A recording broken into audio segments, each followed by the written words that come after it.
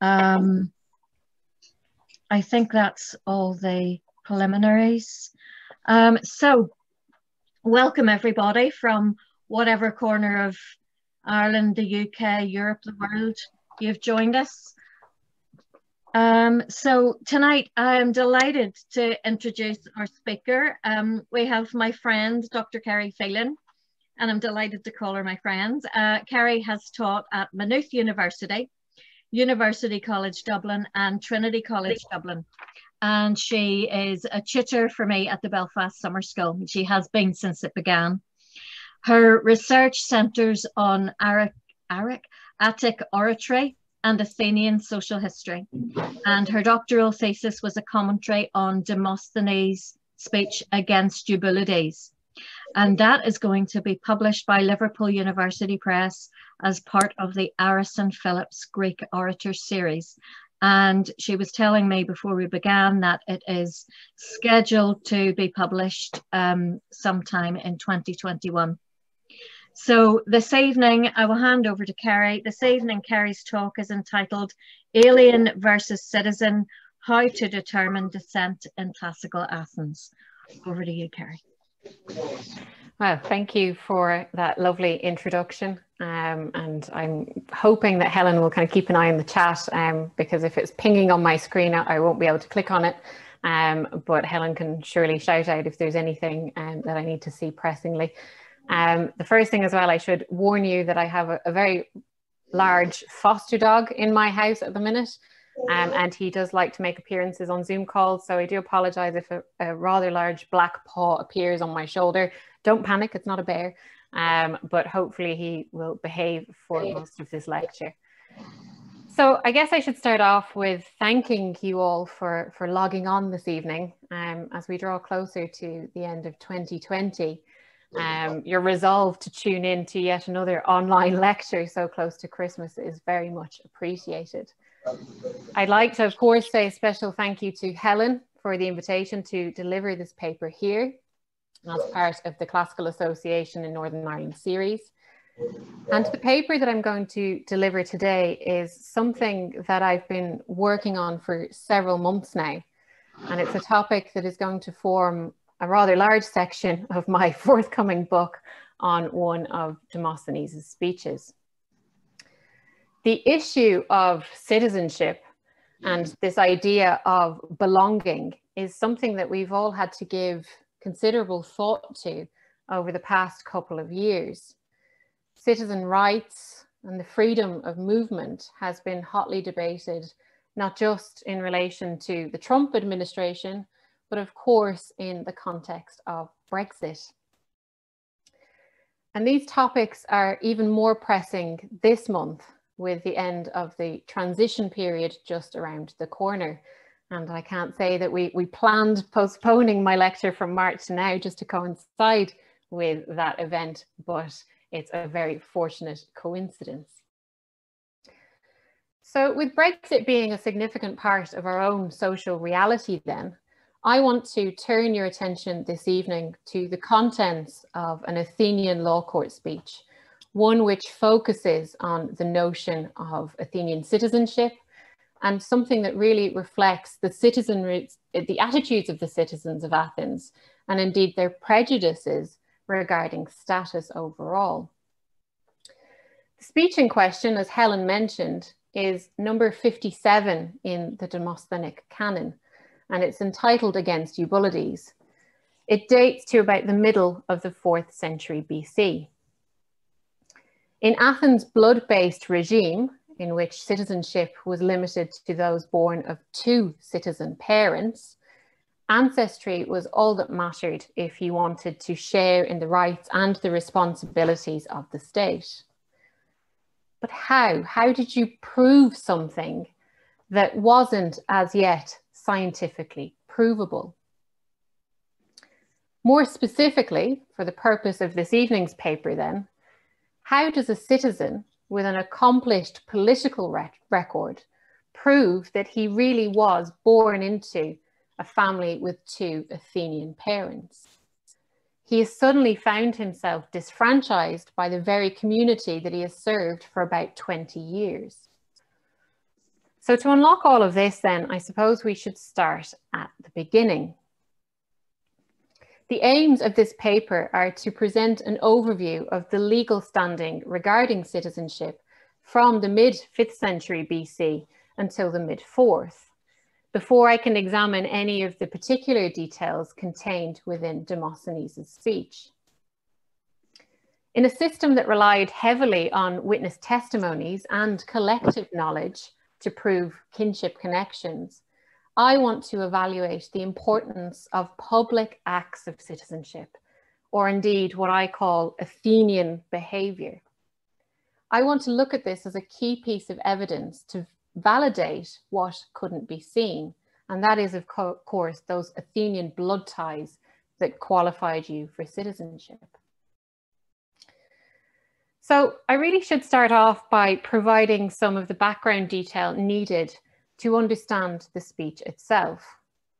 So Against Eubulides is a law court speech that is concerned with Athenian citizenship. It's written by the famous orator and logographer Demosthenes for a client, and this man was a certain individual called Euxitheos, and he belonged to the deme of Halimus. And I've highlighted it there in orange on the map on screen for you. It's about 6, I think, kilometers from the city of Athens, and it's on the western coast of Attica. The deme itself, Halimus, is otherwise only known for being the one to which the historian Thucydides belonged. But if I stick with the man in question then, Euxitheos delivers this speech in order to appeal the deme's decision to have him struck from its member role. By doing this then, the deme are going to strip Euxitheos of his citizenship. So the speech is brought as an appeal before the Athenian court. And Euxitheos takes the position of defendant during the proceedings, delivering a speech, his appeal, after the prosecution, his opposition, have already presented their case. So with the deme, the Halimusians then assuming the role of prosecutor, they are primarily represented by a man named Eubulides, who is named in the title of the speech. This Eubulides is also the man who was in charge of proceedings when a majority of the Halimusians voted to eject Euxitheos at an extraordinary meeting of the demesmen earlier. Now, this extraordinary process was something that had been ordered by the Athenian assembly to take place in every single deme. So it wasn't just happening in Halimus itself, it happened all across Attica. So the Athenian assembly required every deme to hold a vote on the citizen status of every one of its members. And our Euxitheos, my Euxitheos, ends up losing his citizenship as a result of this extraordinary review process. Now, fortunately for us, the exact date of the speech is provided by epigraphic evidence, which confirms that Eubulides served as his deme's representative in the Athenian Council in the year 346-345 BC. Our speaker, Euxitheos, boldly claims that Eubulides has abused his position as councillor and the official on the day in charge of conducting the review, and that he's deliberately manipulated the deme's vote against him due to a personal animosity between the two. Euxitheos maintains that there's no foundation for the accusations that have been laid against him, and that he does indeed meet the specific requirements for citizenship. Namely, he is descended from an Athenian father and an Athenian mother. If we believe Euxitheos, the accusations that had been made against his parents were quite flimsy indeed. The first against his father was that his father spoke with a foreign accent. And against his mother, she was accused of being a former wet nurse and a ribbon seller. And they were both used against her as evidence that she was of foreign descent and not Athenian, the fact that she was engaged in these menial jobs. So this evening then, I want to examine the citizenship legislation that Eubulides had employed to have Euxitheos removed, to have him disfranchised. And I want to examine Euxitheos's response to these charges that are laying against him, and really how well he builds his case to refute them. Okay, so I know there's a lot to take in, but I promise I'll ease you through it step by step as much as possible. So, beginning with the Athenian regulations then regarding citizenship and descent, in the year 451-450 BC, Pericles passed a law limiting citizen rights to those who had Athenian parentage on both sides. So the writer of the Athenian Politeia, he confirms both the year of the law for us and Pericles' role in passing the legislation. The text states that owing to the large number of citizens, an enactment was passed on the proposal of Pericles confining citizenship to persons of citizen birth on both sides, having an Athenian father and having an Athenian mother. So rather than defining citizenship, Pericles' law outlined the necessary requirement in order to attain it. For the first time in a known written law, at least, Pericles restricted Athenian citizenship to those who fulfilled this condition. Previously, any son from an Athenian father and his legally wedded wife was considered to be a legitimate child and would attain full citizen rights when they came of age, whether their mother was Athenian or whether they were foreign. So here the author on this slide, the author of the Athenian Politeia, identifies a large number of citizens at that time as the motivation behind his decree, behind Pericles' decree, and states that it was the expansion perhaps of the Athenian imperial power, which was needed to, which was intending then to reduce the intake of citizens from the growing number of mixed marriages between Athenian men and foreign women. So the idea was to restrict citizenship and to limit rights to those born of two Athenian parents instead. Now, unfortunately for us, no further information survives with regard to how this law was actually put into effect. Now, having kind of studied this for several months now and years before in my PhD, I still find that the most plausible scenario must have been that Pericles' law itself had no retroactive effect, making it applicable to those who had yet to be registered as citizens by 451-450 BC. As such, then, it may be assumed that after the legislation was passed, only the sons of two Athenian parents were entitled to be registered in their father's deme. If a deme then made any fraudulent admissions, individual citizens could bring a public lawsuit known as a graphe zenias against those they suspected of usurping Athenian citizenship.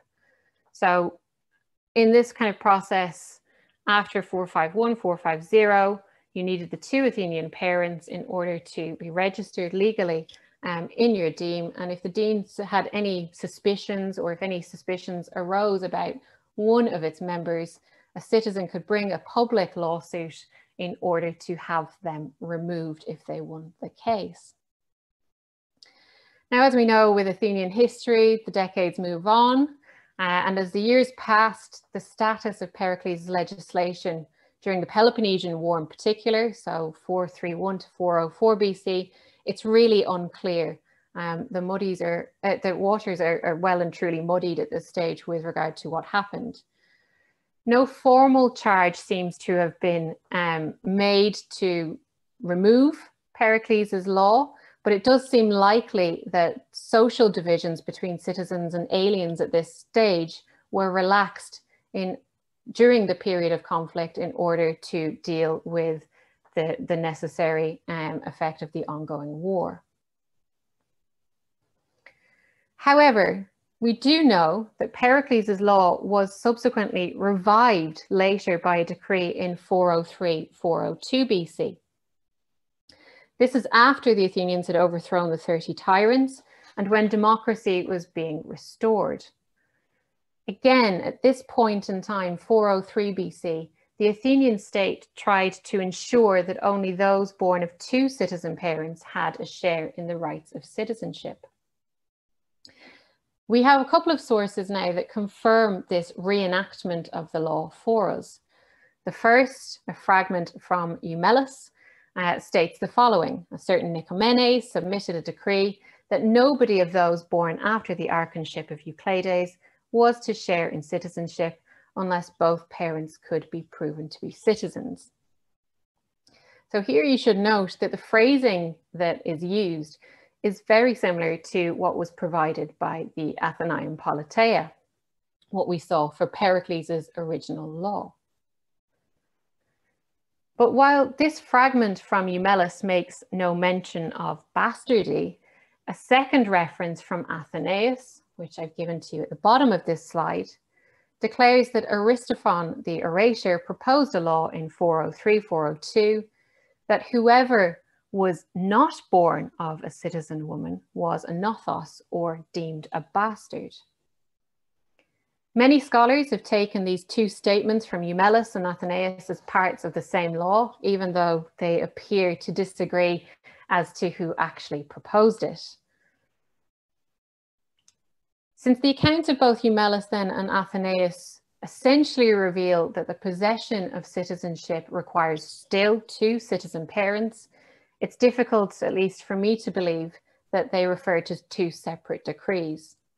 So in my opinion, and what I would ask you to follow along with for the purposes of this paper, is that the most likely scenario seems to have been that initially the legislation proposed by Aristophon was retroactive, meaning that it applied to those born in the years previous, but that Nicomenes came in and simplified the whole thing, determining it should not be born to those born before that year and to make them exempt from any scrutiny, just to simplify the whole process. So this is the background. This is the legislation needed to understand what is going on in Demosthenes 57 then. I now want to turn your attention to Euxitheos' defense against the charges made against his own parents, in particular the origins of his parents. Overall, his response to Eubulides' accusations is more than satisfactory. In addition, as I've said, to claiming that the administration in Halimus and his home deme was corrupt, with the bowed Eubulides manipulating the vote on the day, Euxitheos is able to provide us with a wealth of evidence regarding his parents' lineage. For his father, Thucritus, he brings statements from his father's family, he brings phratry members, and he brings fellow demesmen to prove that his father was indeed a citizen. And he specifically defends his father's citizen status by claiming that even if Thucritus was an Athenian on only one side, he was still entitled to citizenship because he had been born before the archonship of Euclides. So in the passage that I've given to you here on this slide, Euxitheos expressly informs the jury that his father was born during a period when, even if he was a citizen on only one side, only his father's side, he was entitled to be considered a citizen because he was born before the archonship of Euclides. So this matches the legislation that we've seen in both Pseudo-Aristotle in the Athenian Politeia and also in the fragment from Eumeles. Here we have Euxitheos, our speaker, claim that his father's citizenship was absolutely certain because Thucritus was born before 403-402 BC. Yet he appears to overlook the fact that his father was not only born before the law was passed, but he was already old enough to have served in the Decelean War. So the Decelean War took place between 413 and 404 BC.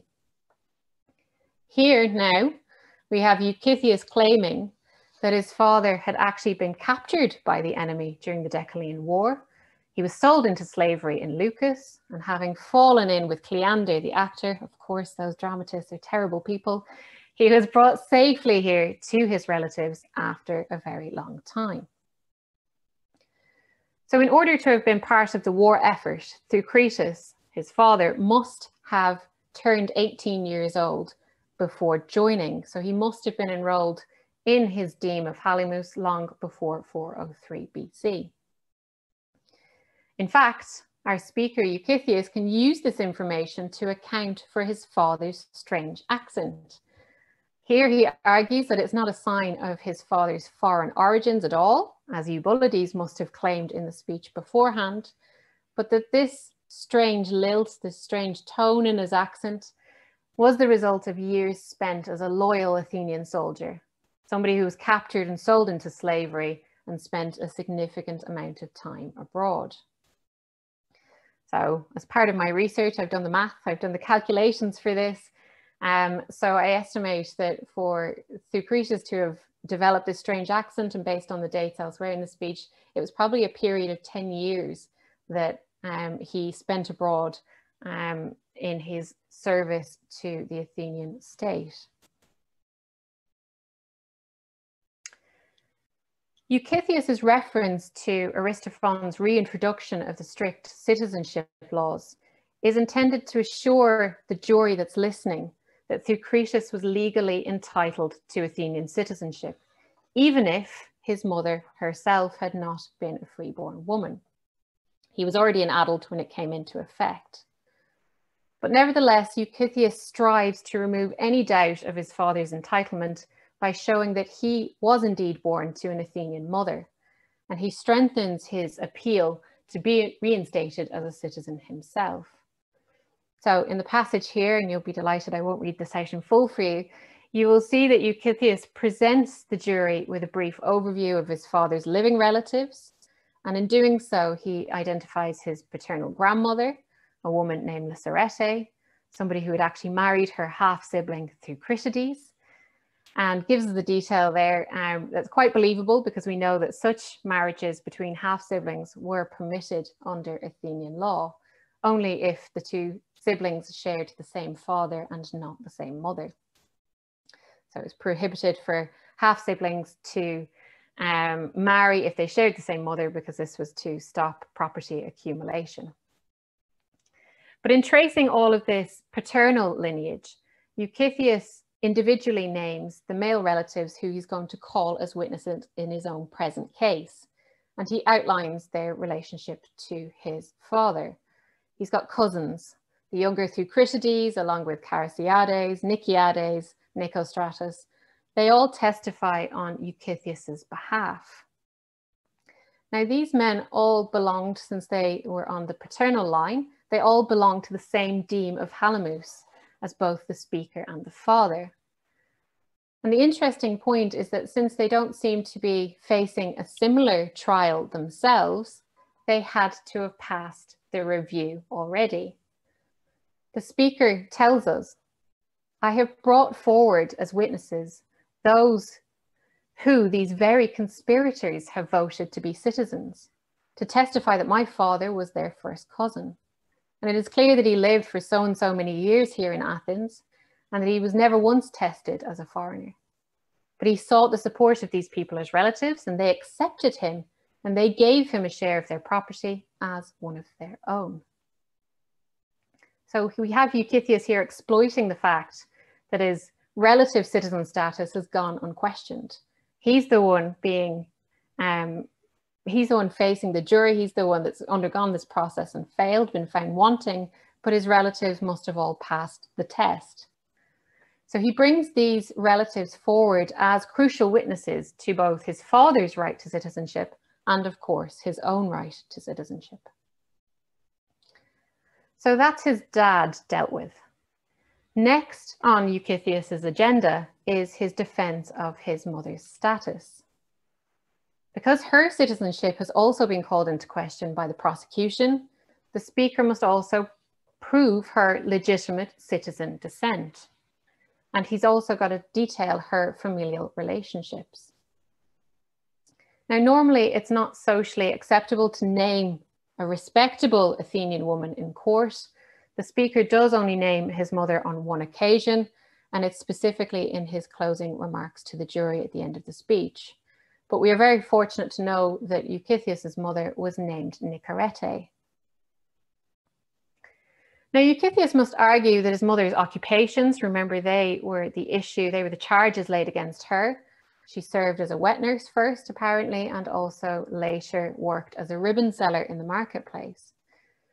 Euxitheos must argue that these occupations then are not evidence of foreign birth, but of her financial circumstances. In support of Nicorete's lineage, the speaker assures the jury that her relatives are decent citizens, and as such, they can all testify to her citizen status. Looking at this next passage, Euxitheos gives a very strong introduction to those who are testifying on behalf of his mother. He says, "If I show you that my mother's relatives are such men as is fitting for free citizens to be, and they deny on oath the slanders of which Eubulides accuses her, and give testimony that they know her to be a citizen, men who you yourselves say are trustworthy, then cast your vote for us according to justice." Some of my favorite lines. The speaker then goes on to identify a significant number of his mother's kin, and he goes through several demes in order to do so. The same passage continues, as you can see, I've underlined it there for you on the slide, from his grandfather through to his uncles to his first cousins. And he follows a similar pattern in mapping his maternal family tree as he had done for his father's line. By identifying all of his relatives then in this way and providing witness testimonies deposed under oath to prove his account, Euxitheos paints a picture of an average Athenian family with all the expected social connections and service on behalf of the state. It's clear even from his evidence that Euxitheos' family has followed a strategy of forming marriage alliances with families in several demes. As a result, though, this has also meant that any relatives of Euxitheos who live outside of the deme of Halimus were powerless to protect him when the deme had originally voted on his citizenship. Now, as his speech progresses, Euxitheos attempts to build as much support as possible by extending his evidence to the period even before his mother's marriage to his father. Even the fact that Nicorete had been previously married is of use to the speaker in his case. So on this next slide, Euxitheos reveals that Nicorete's first husband was a man named Protomachus. And he states, "My father was not the first to have received my mother in marriage, but Protomachus was, and he produced children and gave his daughter in marriage. He who, even having died, he still gives testimony to her being both a native and a citizen by his own deeds while he was alive." In a subsequent passage, we find out that Protomachus divorced Nicorete in order to marry an heiress. And the emphasis, of course, is here to show that he only dissolved this marriage to Nicorete in order to secure that estate, that family estate. The speaker has to make it clear for the jury who are listening that Protomachus's reason for divorcing Nicorete was solely financial and had nothing to do with any suspicions about her citizen status. Moreover, as we've already seen, or as I've tried to show you with the evidence listed in this PowerPoint, the reenactment of Pericles' citizenship law meant that civic rights are restricted to persons born of both a citizen father and a citizen mother. But there existed another Athenian law which made it illegal for a citizen male to give a non-citizen woman in marriage to another citizen male, presenting her as his own daughter. So bear with me on this. Euxitheos here reports that Protomachus's actions with regard to the daughter he had had by Nicorete are not indicative of a man who doubted her citizen status or who held any fear that he could be charged for treating her accordingly. After Protomachus divorced Nicorete, he most likely kept their unnamed daughter with him. She resided with her father rather than return to her mother's kin. And Euxitheos subsequently makes the point that Nicarete's former husband then gave that daughter in marriage to an Athenian man, identified for us here as Eunuchus. So Ptolemachus's actions were an open, a public acknowledgement then of both mother and daughter being citizen women. Even though Ptolemachus' untimely death has prevented him from testifying on Nicarete's behalf, Euxitheos does have Eunuchus' presence in court to bolster his case. So he does bring Eunuchus to testify on his behalf. The passage on this slide goes on to describe the event of Nicarete's second marriage to Thucydides, the speaker's father. And in his speech before the jury, Euxitheos devotes considerable attention to proving his parents' legal union to the court.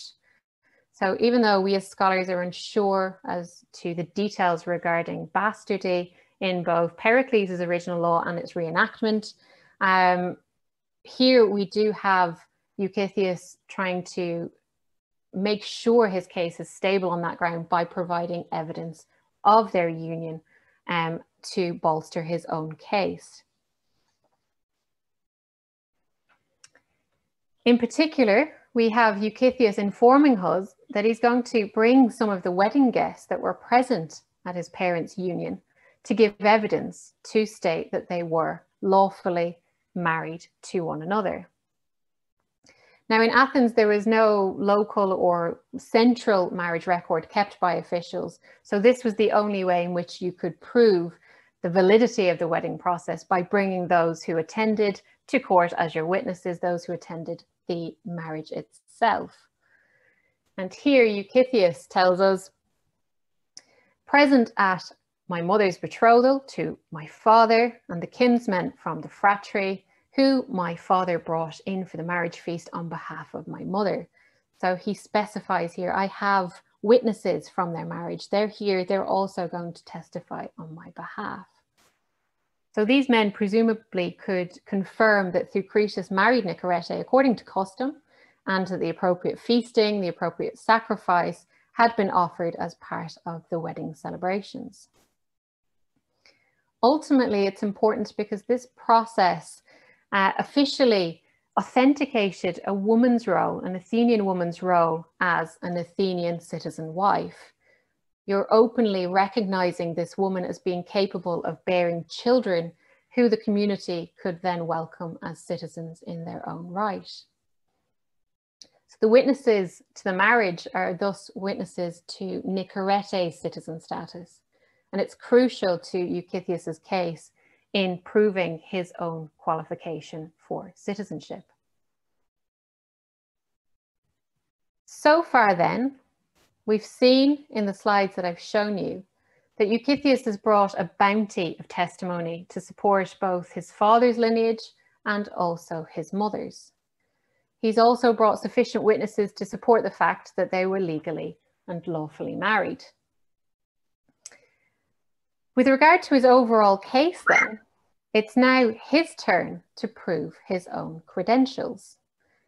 In the slide now on your screen, Euxitheos states, yet while my father himself was alive, having sworn the customary oath to the fratry members, he introduced me to them, knowing me to be his citizen son from a citizen wife who was lawfully married to him. And they have all given testimony to these things. Now, the detail here is that the speaker makes sure to include the fact that his father took an oath at the time of his introduction, one which swears that he was born from a legally binding union between citizen man and wife.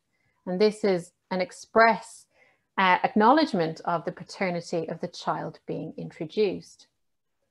In the same passage, we have the speaker go on to question how, in spite of such weighty evidence, the evidence that he himself has brought to court, how could his bloodline be doubted? Euxitheos asks the jury outright, then am I a foreigner? How could I possibly be a foreigner? Where did I pay the metic's tax? Or who of my family ever did? Where did I do any of the things which all those who are not genuine citizens are seen to have done. At this stage in his speech, Euxitheos switches tack, and he asks how somebody who has behaved like a citizen all of his life suddenly finds himself disfranchised. And indeed, his question is worth some further consideration. In a political regime in which blood ties were essential for participation, did citizen acts not also count towards confirming your Athenianness? Euxitheos then asks the jurors to infer his own Athenianness from the absence of any metic or foreign behavior. But it's a little bit more than that. Euxitheos informs us that he was a man who was well known for doing what citizens do. In what I think is perhaps the most important passage in this evening's discussion, Euxitheos lists all the ways in which he has behaved like a citizen. And he says the following: I think it's most clear-cut and most just that I, being from 2 citizen parents, having inherited both the property and the lineage, that I am a citizen. Nevertheless, I will also provide the relevant things by bringing witnesses to the fact that I, number 1, was introduced to the fratry members. Number 2, I was entered into the register of the demesmen. Number 3, I was chosen by these same men to draw lots with the best lineage for the priesthood of Heracles. And number 4, having been approved by scrutiny already, I held political office.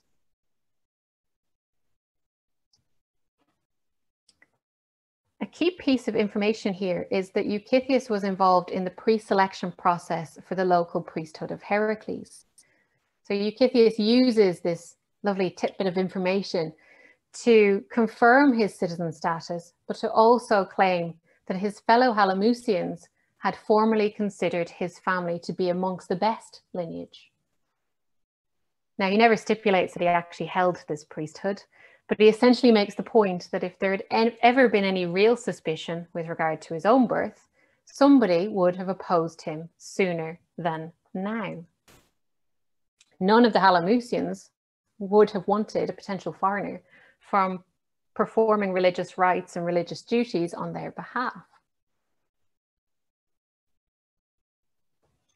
In the next slide, Euxitheos pushes the fact that he was a citizen with an accomplished political record of his own, having served his community as demarch. And he states, if it was necessary to speak of my service as demarch, on account of which some were angry with me, and during which I became unpopular by exacting owed rents for sacred precincts from many of them, these men, the men from whom I exacted the public money, they then conspired against me and stole the sacred arms. For it will be said, which I dedicated to Athena, and they also defaced the stone decree which the demesmen voted in my honour. So Euxitheos expressly states that he held the office of demarch. And even though a detailed account of his time in office could have been used as evidence in court, he could have brought witness testimony to the fact that he held this office, Euxitheos's brevity on the matter is explained by the fact that he thinks himself to have been unpopular in this role, so he doesn't dwell on it any longer. Despite this widespread dislike for his debt collecting duties, his point still stands that he had in fact served as demarch, and he uses this as yet further proof that he was publicly acknowledged as being an Athenian citizen. So he had been pre-selected for the priesthood of Heracles, but he had actually held the public office of demarch. The Halimusians had accepted him in that role, even though they didn't like when he collected the taxes. Now, at this stage, we might be expecting Euxitheos to bring a selection of witnesses to confirm his account about himself. However, he doesn't offer any witness testimony about his own credentials. And such a complete lack of evidence to support the claims, which he could have very easily have proven before the court, should arouse your suspicions. Could Euxitheos really have been attempting to deceive the jury regarding his own origin and his own parentage? If we go back to the beginning, to Eubulides' accusations against the parents, so Thucydides's foreign accent allegedly, and Nicarete's lowly employment, there might be more to this case than originally meets the eye. In particular, Eubulides' slander against Nicarete may have some merit with regard to Euxitheos' statement. It's not implausible that while working as a wet nurse, Nicarete may have been induced, perhaps with the promise of financial aid or through to the loss of her own baby, to raise the infant Euxitheos as her own citizen son. If Euxitheos was indeed a non-Athenian child and he had entered into Thucydides's family in his infancy, perhaps as a supposititious child, it is likely that none of the relatives who have stood as witness on his behalf knew of his true origin. And so their testimonies will in fact have been truthful on account of their own knowledge. They would have believed him to have been who Thucydides and Nicarete said he was. Moreover, if we think that nobody other than Nicarete and the baby's biological mother knew the details of his birth, then Eubulides would have had no real concrete evidence to bring to use in court against him. So instead went with the flimsy accent and her employment as a means to get to the truth. It is a glaring weakness in Euxitheos' defense that he cannot actually prove he is the biological offspring of both Thucydidus and Nicarete. Of course, he's not going to dwell on this potential scenario, but we are given a very brief denial here, where he rejects outright the possibility that he is a supposititious child. He tells us, "I hold myself to be Athenian, just as each of you holds himself to be, believing from the beginning that my mother is the woman of whom I have just given an account to you, and I am not pretending to be her son while being the son of another. Likewise for my father, Athenian men, the same thing goes." Euxitheos maintains that he has lived his entire life thinking that both of his parents were true Athenian citizens. He has thus acted, he has behaved as if he was an Athenian by blood. His argument continues in this passage. "And yet, if it is right for you to hold this as a sign that they are foreigners, that those who are proven to be hiding their true identity and to be pretending to be who they are not, surely the opposite should hold for me as proof that I am a citizen. For having registered a foreign woman and a man as my parents, I would not expect to share in the right of citizenship. But if I had known any such thing, I would have sought people who I could say are my parents. But I did not know any such thing. Hence, I'm standing by those who are my real parents, and I expect to share in the right of citizenship." Okay, so I know, bear with me. If the general consensus is to believe that a person is a foreigner for claiming to be the child of other parents, Euxitheos is now contending that he has to be a citizen for acknowledging his true parents. But of course, this is a really poor argument. Any man who's going to be unsure of his parents' status is more likely to lie about it rather than to find new parents, as Euxitheos claims. He's using irony here in an attempt to undermine Eubulides' attack on the citizenship of his parents. He states that he would have sought actual citizens to register as his parents had he known that they were in fact foreigners. Of course, what he's neglecting to say is that lying about their foreign status would also have been an option.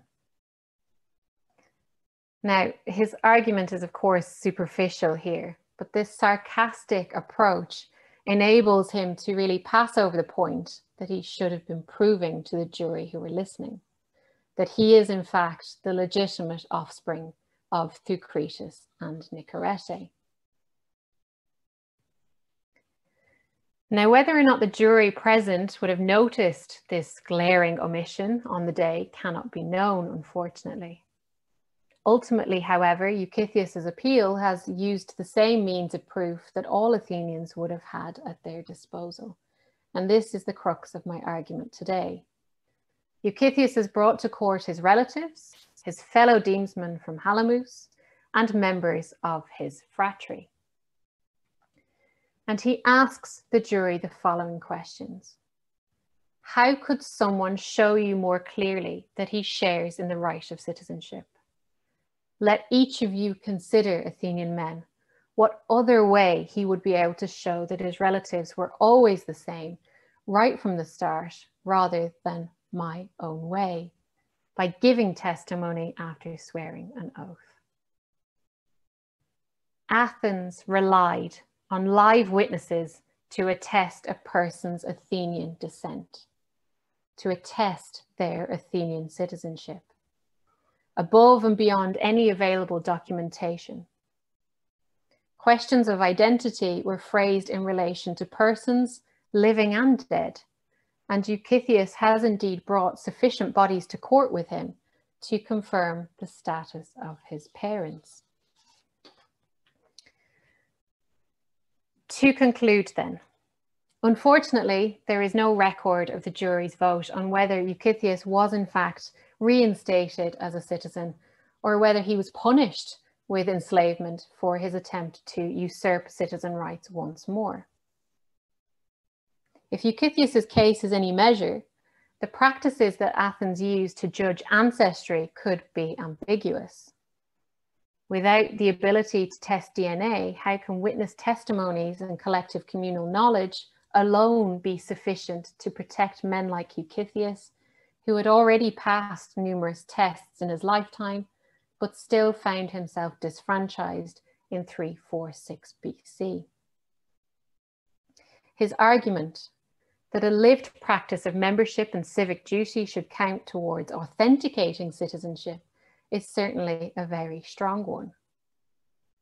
The weaknesses in Euxitheos' case, specifically the lack of evidence regarding his own blood credentials for citizenship, appear to be quickly glossed over by Demosthenes, and it's only by picking apart the case as a whole that they become apparent. This is a luxury of time that the Athenian jury in 346 BC did not have when deciding the outcome of his appeal. So now the only thing for us to do is to attempt to speculate on it further with the value of hindsight that they did not have. Thank you for listening.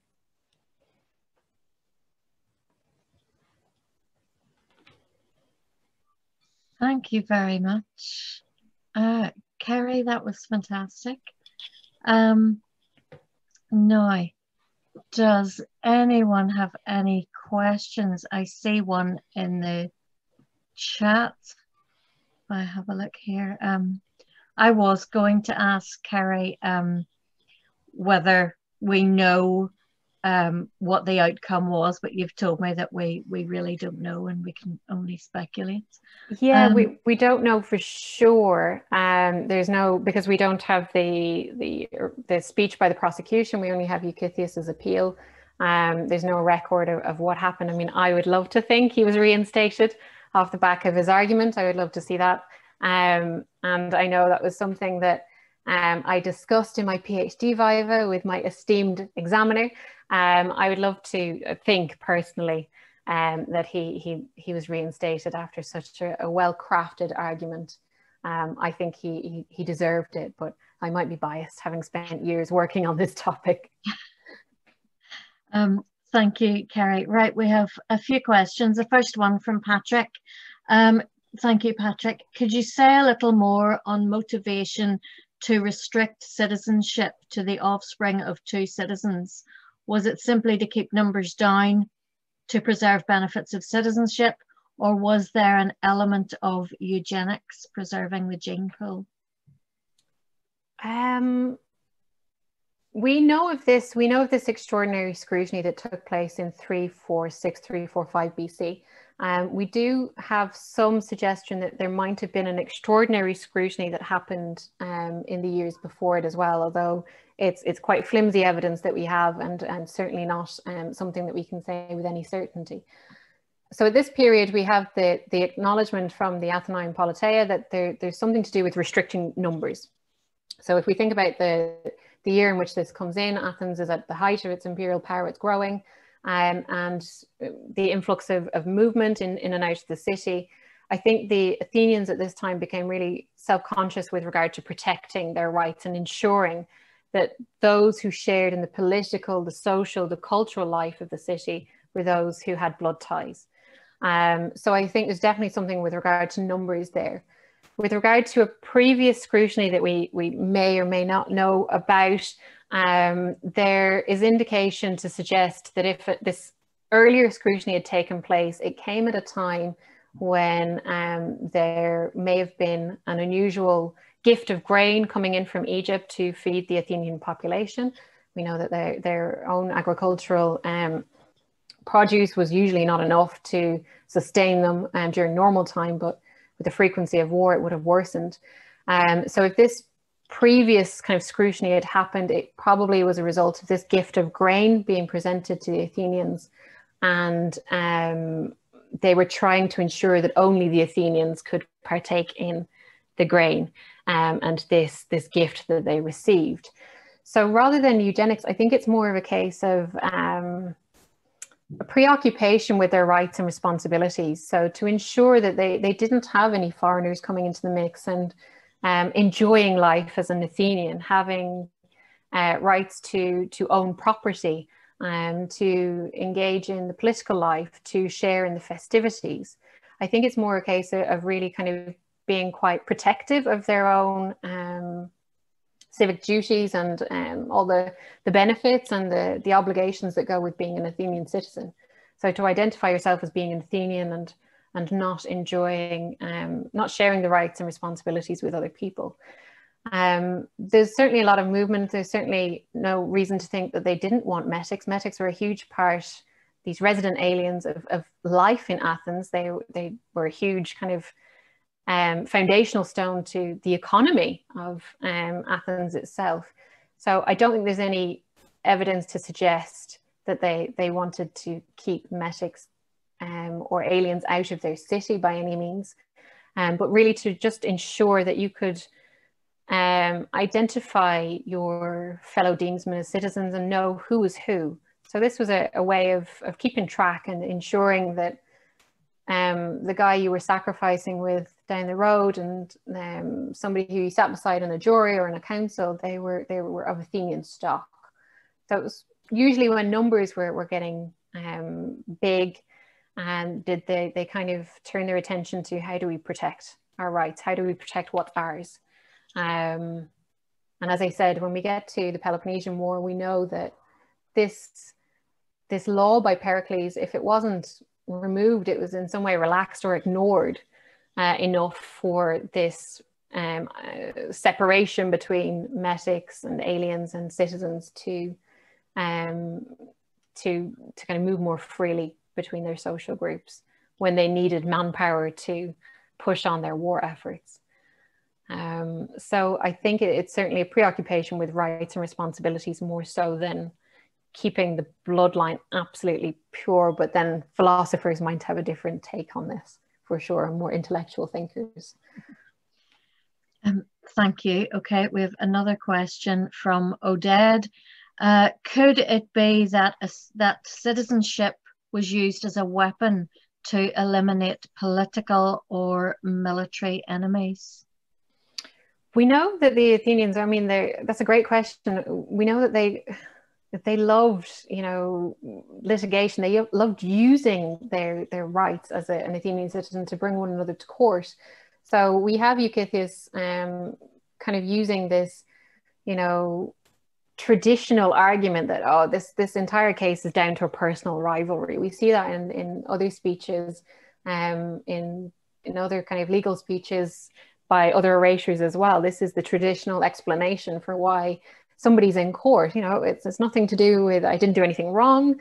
It's just this guy hates me, or he hates my family, or our dads didn't get along. So it was certainly used as a weapon. If we're to believe Euxitheos, there's a rivalry between his family and Eubulides, and this is what's driven him to this point. But he has to say that, because he has to take the shine away from the fact that he's in this position. So he's got to find a motivation to give us. Certainly, if we were to think about it from Eubulides' point of view, Eubulides is performing a duty. He's as a counselor, as a political civic servant, he has to try and weed out any threats or suspicious characters from his deme. By doing this, by using this method, though, this idea of citizenship, it's a very risky tactic. So if it was something as just as simple as they didn't get along with one another, if Eubulides had brought a graphes ennius, a public legal suit against Euxitheos, and he'd lost a certain amount of the votes, if he didn't receive over a certain amount of the votes, he would have actually had his own citizenship reduced and diminished. So he would have been punished.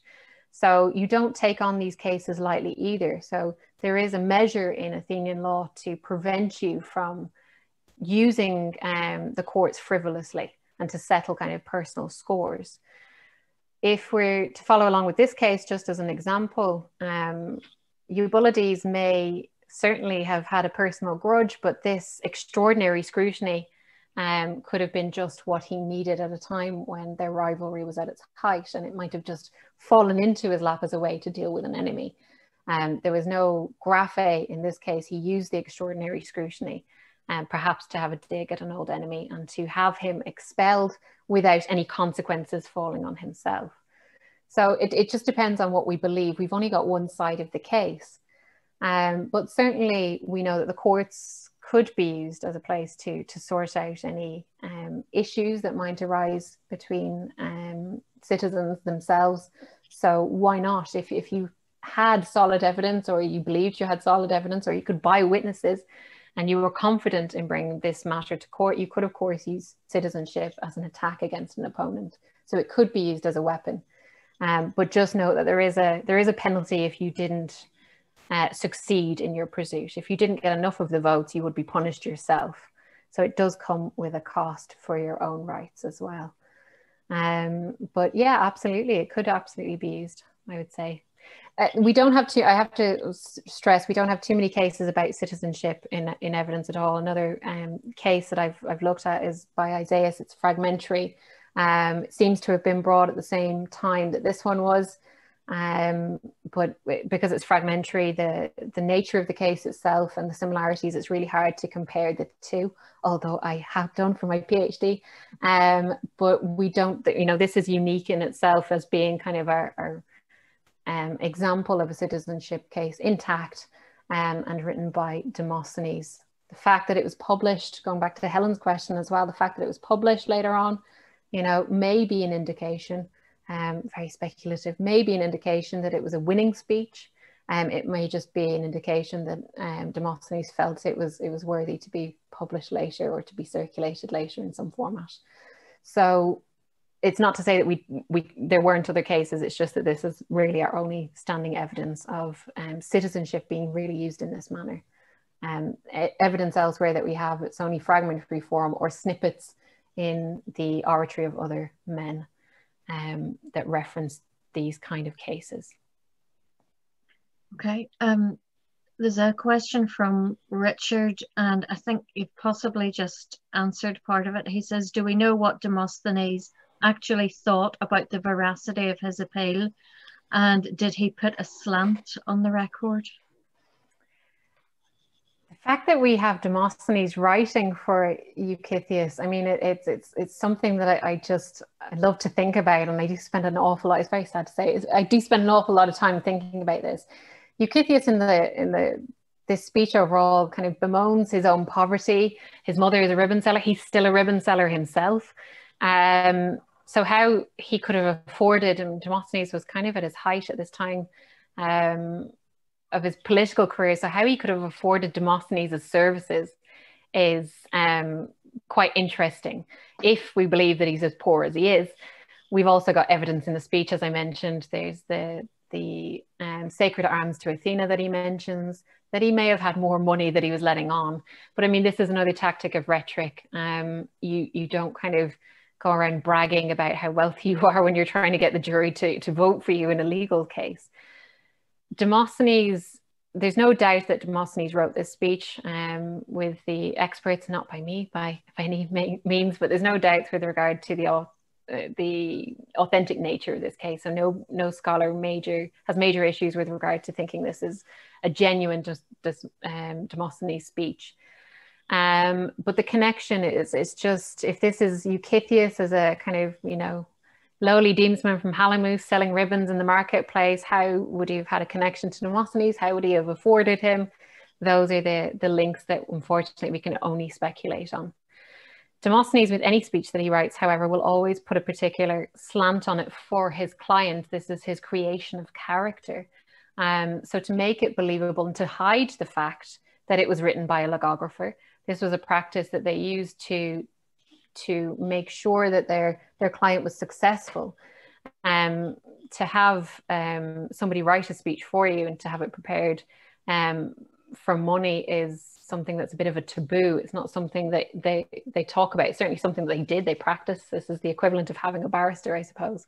But you don't want your case to sound like it's by Demosthenes. You want your case to sound like it's by Euxitheos the Halimusian. You want it to be authentic to you, your age, your employment, your status in the community. And so most of Demosthenes' speeches, regardless of who he's writing for, he tailors to that particular need. And that's the greatness of Demosthenes and his character creation, that he can make it believable, that he can make each speech different and try to really take away any of the Demosthenic quality that might be there.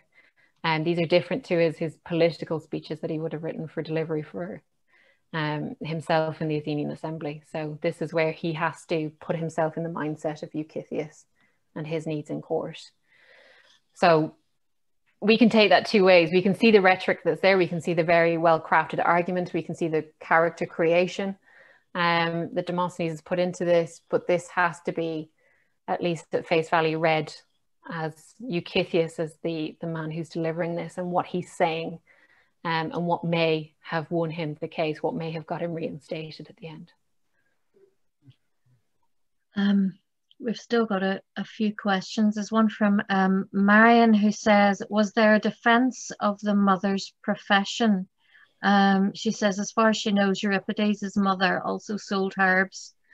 And also, is the verb xenisdein restricted to speaking with a foreign accent, or could it be behaving in a non-Athenian way? Excellent questions. I mean, wow, this is fantastic. First of all, yeah, going back to the female element in this is how I found this speech in the first place. Way back when I was doing my master's thesis, I was looking at women who worked in classical Athens, and this was a speech that really dealt with it in some detail and gave us some information. We have Euxitheos saying, you know, I can show you loads of women. I can tell you all these women who I know. I can name them if you want me to, who work for a living. These are Athenian women. These are not metics. These are not aliens. These are real Athenian women who are compelled for financial reasons to work. It's not ideal, but at the time even of the speech, it sounds like Nicorete is still alive and she's still working in the marketplace, perhaps alongside her son in a very successful business. So it is a defense of that, and it gives us a real picture to go along with the ideal picture that we see in Xenophon and Thucydides. You know, women aren't spoken about. They should be veiled and they should be kept behind doors. This is a real picture of the reality, the actual reality of classical Athens and what was going on. If we consider the frequency with which the Athenians were at war during this period, it's no different than kind of, you know, the World War II picture that we get in movies and history books now, that we see women were going out and running the economy and keeping the economy going, at home with kind of men who were unfit for service and children. It was women who were trying to keep things moving, trying to make a living. Nicorete, at the time of her husband's involvement in the Decollene War initially, she's a couple of young children. And he leaves, and if he's gone for 10 years, what is she supposed to do? So she goes out and works as a wet nurse. She uses what she has to earn money. It does also open the door to the fact that why wasn't her husband's family supporting her? Why did she have to do this, and why wasn't she living with them at the time? Or was it just simply not enough? Was it that everybody was struggling? So it kind of raises more questions, but we do have examples in Aristophanes, in tragedy, in other erasures, where we have mentioned that it's usually in terms of slander of women working.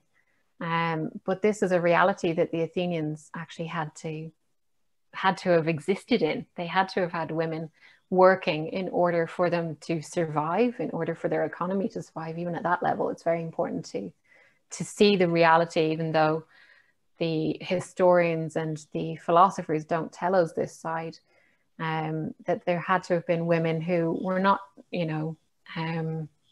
lacking in respect out there on the Athenian streets.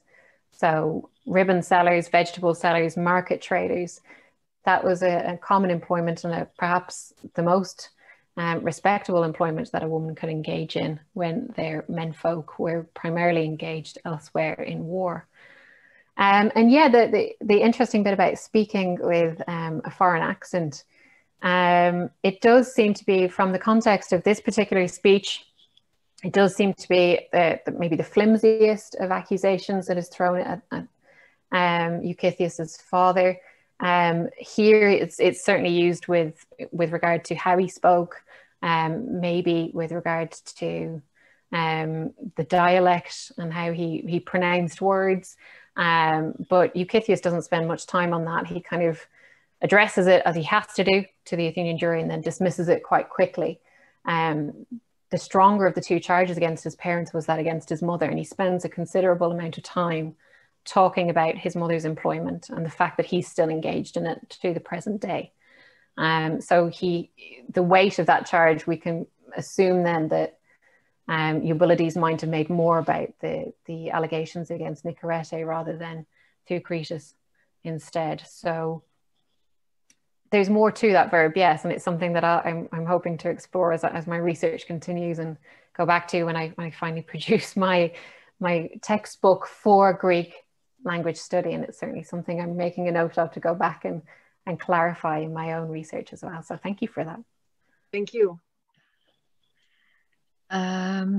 The next question, are you still okay for taking some more questions, Kerry? Oh, absolutely. More the merrier.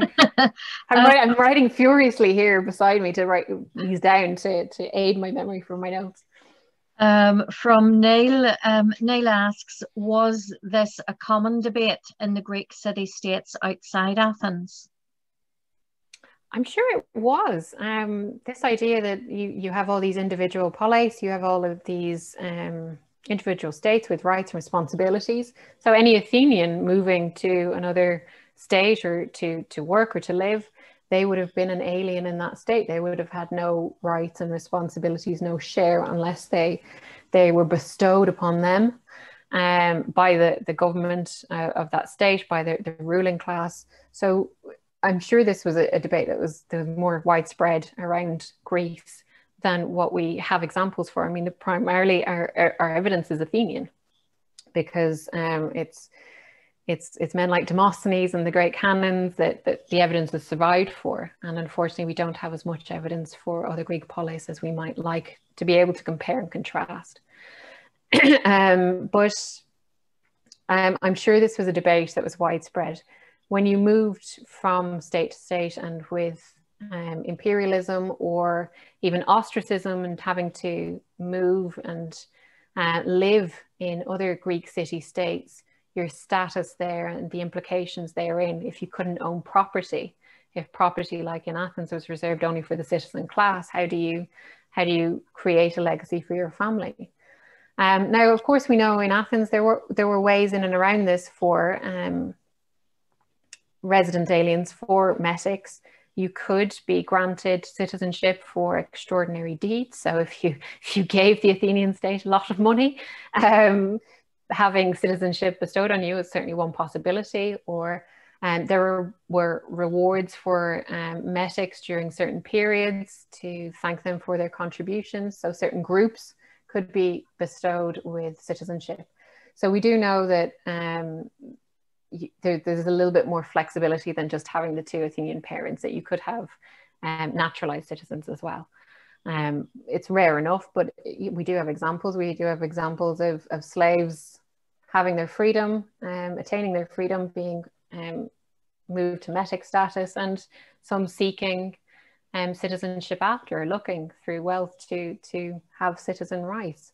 We see that also in Roman literature as well. So of course, this is a debate that is not just unique, as I tried to say at the start, this is not just unique to Athens. This is a human debate that I think we're still grappling with even now in the current climate, trying to decide what makes you a citizen, what makes you Irish, what makes you European, what makes you human, and the rights therein of each of those individual labels.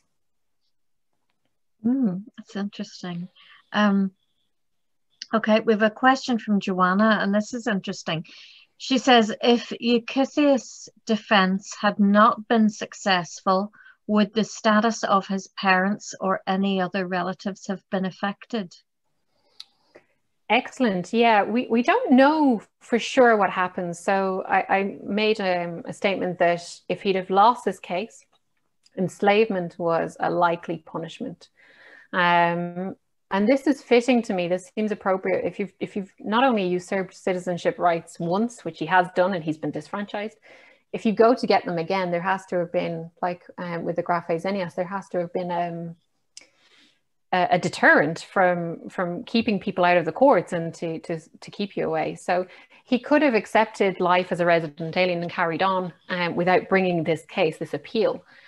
He doesn't do that, and so I find it highly plausible that he would have been punished with slavery if he'd have, and he certainly mentions this, the context of being very dramatic. If he doesn't get citizenship, it's certainly likely that enslavement could have ensued. And now we kind of get into the territory of opening another door to the frequency or the Athenians having to carry out these punishments. So Euxitheos may have been able to, if he lost his case, leave Athens and go and live elsewhere and become an alien elsewhere, if that's possible with financial means or the help of family and friends. He could have left. But he states at the end of this case that he doesn't want that. He wants to be buried in his homeland, and he will fight and he will strive for that ultimately. At the time that he's delivering this appeal, his mother is still classed as a citizen. So it's certainly likely that the Halimusians could have gone after her next, and certainly her relatives. It's certainly likely that they could have gone after his father's relatives as well. So if there's any merit to Eubulides' case, this could have set off a chain of legal suits afterwards for the Halimusians to kind of root out this bad streak that they've got in their membership. So it's entirely plausible that it could have absolutely started a new chain against his cousins that he's named, his living cousins on both sides, as well as his mother, who at the time of the speech is still living. And at the time, she was still classed as an Athenian citizen woman. There's no evidence in his speech that she's been affected really by any of this, other than the trauma of having her son's status questioned. But it doesn't sound like she's been pursued in any way, or her family have been pursued in any way, not akin to what Euxitheos is going through. So he seems to be the first one, and if he was found guilty, then they certainly could have gone after other relatives as well. Presumably, again, if we think that he won, then this might have been the end of the matter, and the bold Eubulides would have been chastised for making this mistake. But that's really all that would happen then to him. So it could have opened a can of worms for the entire family if this went badly. He would have lost all right to bury have himself buried in his homeland, and also his property, the property that he had inherited from his father, would be taken away from him and given to relatives. And if they themselves were pursued, then their property again could be taken. So it really would have been a huge kind of win for Eubulides and the Athenian state to have this bad family weeded out, this non-Athenian blood weeded out once and for all. Thank you. One more. Are there issues with ascribing citizenship to females by their very non-presence? That's from Andy. Oh, that's a good one as well. I call them citizen women because they have to be acknowledged as citizen women according to Pericles' law and the reenactment later. So of course they have no political rights, but they certainly have a role to play in producing citizen heirs. So I'm terming them Athenian citizen women. Athenian legal wives, perhaps, might be a more appropriate term, considering that, as I mentioned, with the marriage between Thucydides and Nicorete, you need to have the appropriate feast, the appropriate sacrifice, in order to have your community members acknowledge any children that you have from that union. So you must acknowledge the mother before you can acknowledge the offspring. So for ease of kind of labels, I do go with citizen women because you needed an Athenian woman as your legal wife in order to have children. Again, this goes into murky water now once we start talking about marriage and this idea of bastardy as well. We have that indication in one of the passages that I showed on the slide from Eumelas and Athenaeus. We don't know if it was an essential qualification for citizenship to have married parents. So you needed to have an Athenian mother and an Athenian father. But we don't know for sure if marriage was a requirement as well. So just based on the lack of evidence, based on speculation, we could say that you could have two unmarried parents and still have citizenship. There is some evidence in other speeches to suggest that this idea of swearing an oath at the time of marriage to a woman, or swearing the oath to recognize the paternity of a child, once you introduce your child to the fratry first and then the deems later, you're acknowledging that you're abiding by the appropriate steps needed to introduce a new citizen into the community at the age of 18. So the process continues from Athenian mothers to their sons. They're giving birth to citizen sons, but also Athenian mothers giving birth to Athenian daughters that can then go through the process themselves of having Athenian sons. And so the lineage continues. I do think of Athenian women as citizens because it's only through the female that you can have an heir. And that's the foundation stone of the oikos. That is how Athens was built, that the oikos really was the heart of the whole political system. So women, even though we know, ideally they ought to be protected, biologically they couldn't control their own urges, yada, yada, yada. They have a role to play.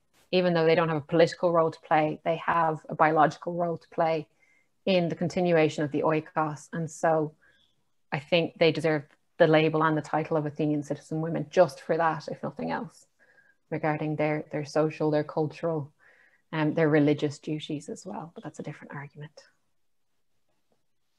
Okay. Thank you very much, Kerry. I think we could talk on. I mean, there are other questions, but we need to stop. Thank you so much, Kerry, for the fascinating talk and answering all those questions. Well done. We can't really applaud because we're not there in person, but from what I can see, a few people are applauding. So thank you so much on behalf of the Classical Association in Northern Ireland. And thank you to everyone for joining us this evening. If you want to know anything more about CANI, look us up on the internet or get in touch with me. And we hope to see you again at our next event. And so thank you very much. That's my pleasure. And if anybody has any other questions, my email address, feel free to email me. I would discuss this all night. So do get in contact if you want me to expand, or if you want to add any comments. I would love the feedback, to be honest.